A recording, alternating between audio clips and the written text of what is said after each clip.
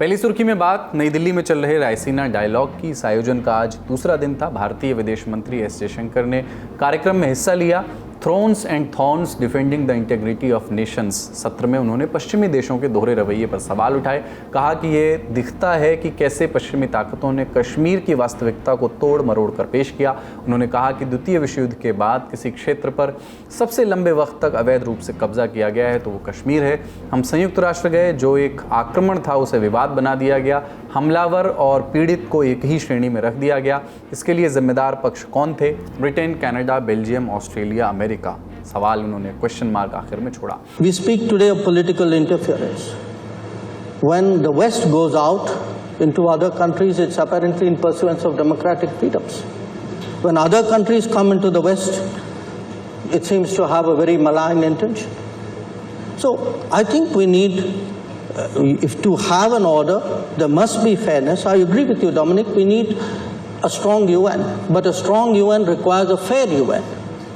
A strong, a global order must have some basic consistency of standards. इसके अलावा जयशंकर ने भारत के पड़ोसी देशों पर भी निशाना साधा। उन्होंने पाकिस्तान का नाम लिए बिना पड़ोसी देश को रिस्की कंट्री यानी जोखिम भरा देश बताया। कहा कि रिस्की होने के लिए देश का बड़ा होना जरूरी नहीं है। हमारे कुछ छोटे पड़ोसी इस मामले में अच्छा काम कर चुके हैं।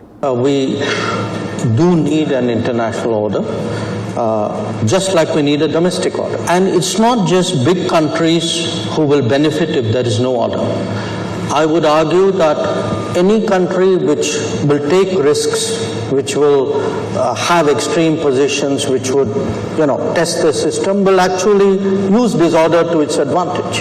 I mean, we've seen in our own neighborhood, you don't have to be a big country to be a risky country.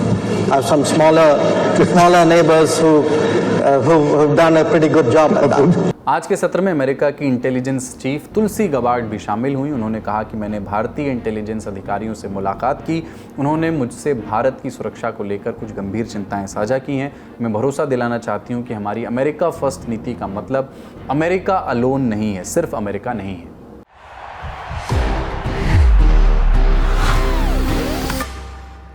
That's the power of the statue. अगली सुर्खी प्रवर्तन निदेशालय यानी ईडी की कार्रवाइयों से जुड़ी हुई है। अमेरिकी अरबपति जॉर्ज सोरोस से जुड़े एनजीओ पर आज ईडी की रेड हुई। बेंगलुरु स्थित George Soros foundation, open Soros foundation, OSF और एमनेस्टी इंटरनेशनल के दफ्तरों पर ईडी ने छापा मारा। इसके अलावा ईडी ने एमनेस्टी और ह्यूमन राइट्स वॉच के पूर्व और वर्तमान कर्मचारियों के घरों पर तलाशी ली।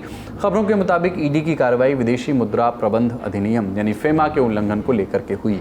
इंडियन एक्सप्रेस की खबर के मुताबिक साल 2016 में भारतीय गृह मंत्रालय ने ओएसएफ पर बंदिशें लगाई थी और उन्हें प्रायर रेफरेंस कैटेगरी में डाल दिया था, जिसके बाद ओएसएफ भारत में मौजूद एनजीओज को पैसा नहीं दे सकता था। लेकिन इल्ज़ाम है कि इन बंदिशों को बाईपास करने के लिए ओएसएफ ने कंसल्टेंसी के लिए विदेश से पैसे मंगवाए और वो पैसे तमाम एनजीओज को दान में दिए गए। ईडी की एक कार्रवाई आज पटना ऑफिस में भी हुई, जहां लैंड फॉर जॉब केस में बिहार की पूर्व मुख्यमंत्री राबड़ी देवी और लालू के बड़े बेटे तेज प्रताप से पूछताछ की गई। राबड़ी देवी से 4 घंटे और तेज प्रताप से करीब 4.5 घंटे। खबरों के मुताबिक कल यानी 19 मार्च को लालू प्रसाद यादव से भी इस केस में पूछताछ की जा सकती है। ये पूरा लैंड फॉर जॉब स्कैम क्या है, हमने ललन टॉप शो के एक पूर्व एपिसोड में विस्तार से समझाया है, आपको लिंक डिस्क्रिप्शन में दे रहे हैं। अगली सुर्खी उत्तर प्रदेश के मैनपुरी से 4 दशक पहले हुए दिहुली दलित नरसंहार मामले में आखिरकार न्यायालय ने अपना फैसला सुना दिया है। मैनपुरी कोर्ट के विशेष न्यायाधीश ने मंगलवार को कप्तान सिंह, रामपाल और राम सेवक को दोषी करार देते हुए फांसी की सज़ा और 50,000 रुपये जुर्माने की सज़ा सुनाई है। दरअसल 18 नवंबर 1981 की शाम को फिरोजाबाद जिले के दिहुली गांव में 17 हथियारबंद डकैतों ने ताबड़तोड़ फायरिंग कर दी थी। इस हमले में 23 लोगों की मौत हो गई थी, जबकि एक व्यक्ति ने इलाज के दौरान दम तोड़ दिया था। इस तरह कुल 24 दलितों की निर्मम हत्या कर दी गई थी। उन लोगों के नाम आप अभी स्क्रीन पर देख सकते हैं।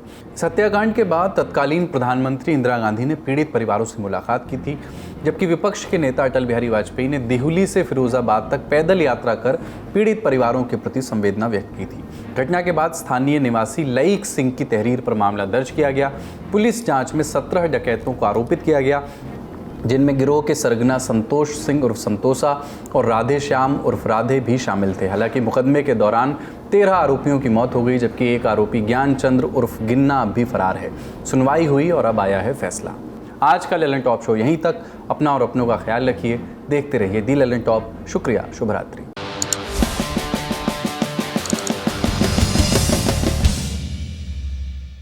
बिक्की जॉन प्यार का भूखा, काऊ के धन दौलत का नौ। अंधेरा मुझे प्रिय है, मुझे अंधेरे की औलादों से क्या नफरत होगा। फिर अपनी आजा गुफाओं में आ मेरा फेवरेट गाना है बस।